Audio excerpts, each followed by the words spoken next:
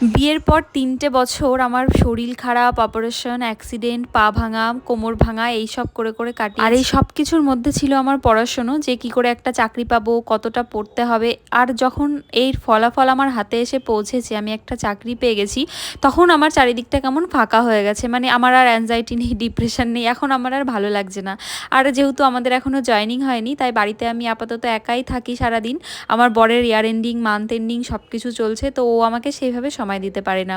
আজকে দুজন মিলে চলে গেছিলাম একটু গ্রসারি শপিং করতে। তো আমি ওখানে গিয়ে কয়েকটা জিনিস কিনে এনেছি। এই যে বোতলের মধ্যে লাইট জ্বলে, এটাকে কি বলে আমি জানি না। তারপর একটা বডি লোশন, আর এই যে হ্যান্ড ওয়াশ রাখার জন্য এই বোতলটা এনেছি, মাত্র 99 টাকা নিয়েছে। আর দুজনের জন্য দুটো ব্রাশও নিয়ে এসেছি।